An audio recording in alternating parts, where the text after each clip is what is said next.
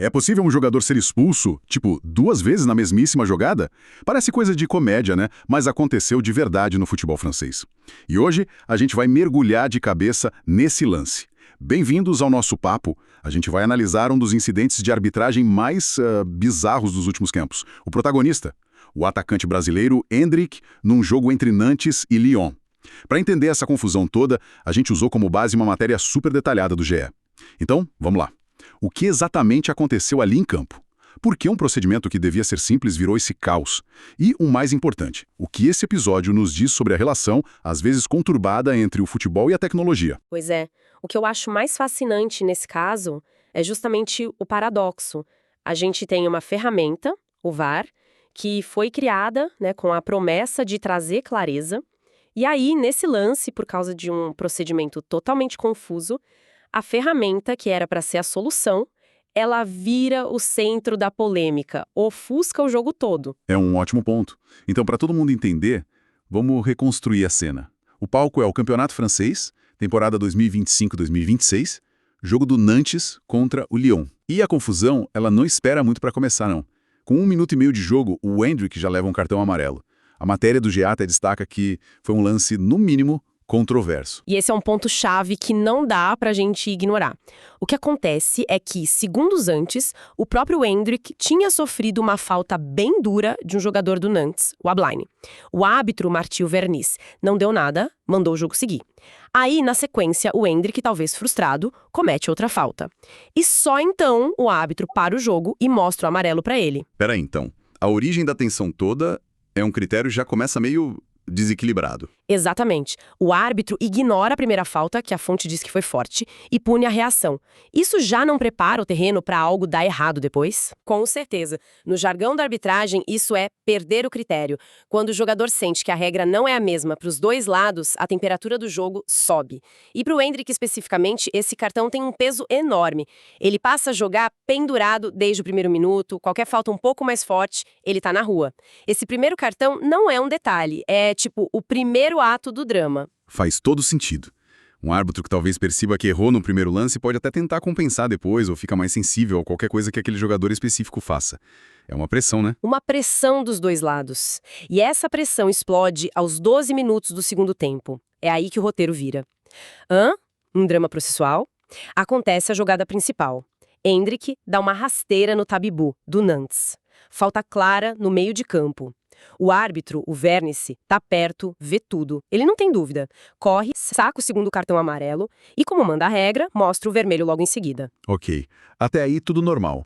Chato pro jogador, mas é o procedimento. Segundo amarelo, vermelho, vestiário. Fim de papo. Era pra ser simples assim. Era pra ser, mas é aí que a tecnologia entra em cena. O fone do árbitro apita, ele é chamado pela cabine do VAR para revisar o lance no monitor. E aqui tem um detalhe técnico, que é a chave de toda a confusão. Que é? O VAR não pode chamar o árbitro para reavaliar um segundo amarelo. A regra não permite isso. Não é considerado um erro claro e óbvio. Então por que ele foi chamado? Boa pergunta. Se não foi pelo segundo amarelo, qual foi a justificativa? A justificativa foi a suspeita de algo mais grave. A cabine do VAR não viu uma falta para amarelo. Eles viram uma possível agressão, ou seja, uma infração que mereceria um cartão vermelho direto, independentemente do amarelo que ele já tinha. Entendi. O protocolo do VAR é bem específico nisso. Só intervém em gol, pênalti, identidade trocada e cartão vermelho direto. A chamada foi para dizer, olha, talvez o que você marcou como falta comum tenha sido, na verdade, uma entrada violenta. Entendi. A intenção era corrigir uma avaliação trocando uma punição média por uma grave. Mas a execução, pelo que a matéria descreve, a execução foi um desastre. A execução foi um show à parte, e não no bom sentido. É o que transforma uma correção num evento bizarro. O Varneser vai até o monitor, assiste aos replays e volta para o campo. E aí vem o ato que ninguém entendeu. Primeiro, ele faz aquele gesto universal cruzando os braços, o sinal de que está cancelando algo. Ele anula o segundo cartão amarelo que tinha dado. Nossa, por um segundo, o banco do Lyon deve ter pensado, ufa, ele vai escapar. Exato, mas ele não escapa. Não mesmo. A reviravolta vem na hora. No segundo seguinte a anular o amarelo, ele enfia a mão no bolso de trás e puxa o cartão vermelho de novo. Só que dessa vez, não era mais por acúmulo. Era um vermelho direto. Inacreditável. Na prática, a punição final foi a mesma, a expulsão. Mas o caminho para chegar lá foi tão confuso que ele acabou, expulsando o Endrick 2 vezes pela mesma falta. É quase como um juiz dizendo, sua sentença de 10 anos foi anulada. A nova sentença é 10 anos. A gente até entende a lógica técnica, a mudança na tipificação do crime. Mas a forma como foi comunicado em campo é o que gera o caos. Precisamente. E essa mudança na justificativa não é só um detalhe, muda tudo.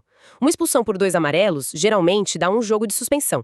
Já uma por vermelho direto, se for relatada como conduta violenta, pode render um gancho de 3, 4 jogos ou até mais.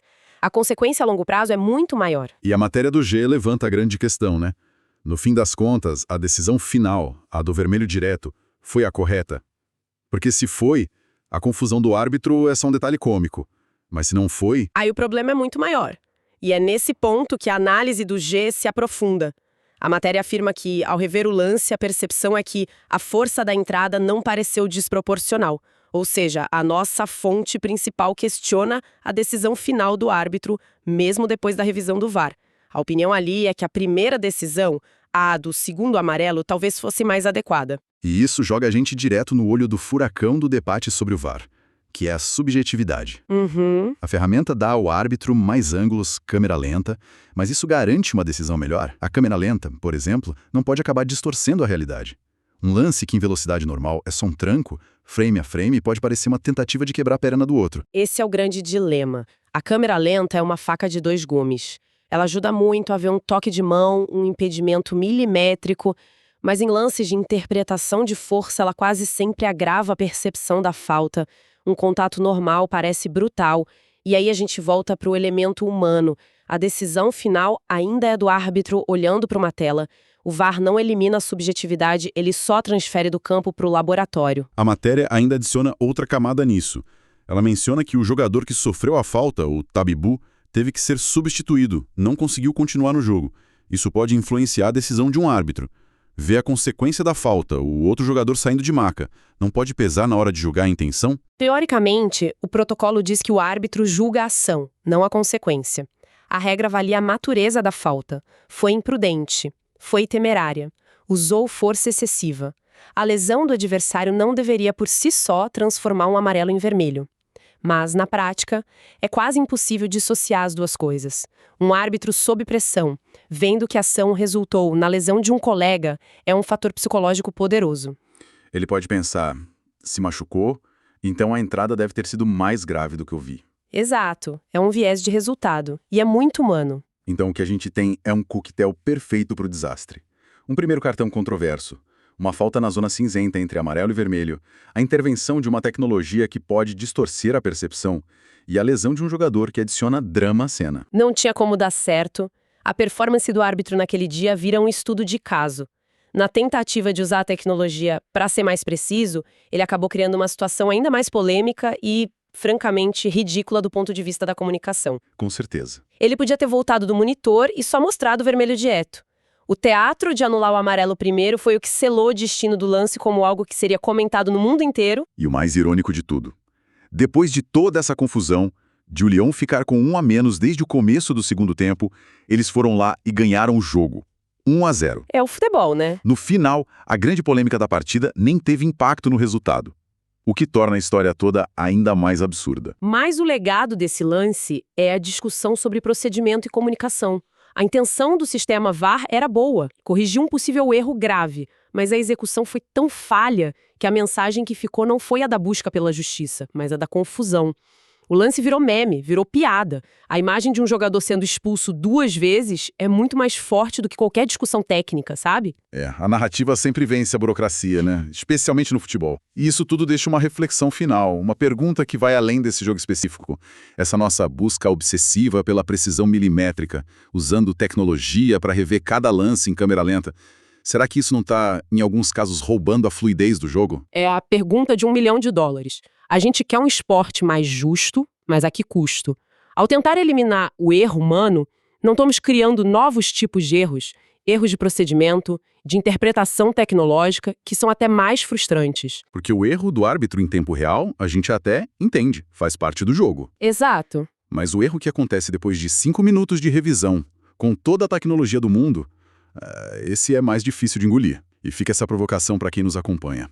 Talvez o objetivo não deva ser eliminar 100% dos erros, mas encontrar um equilíbrio. E nesse episódio específico fica a questão: qual o peso real da consequência de uma jogada na decisão de um árbitro que deveria analisar o ato em si, isoladamente, frame a frame? A gente está mesmo preparado para um futebol julgado em laboratório? Fica aí a reflexão.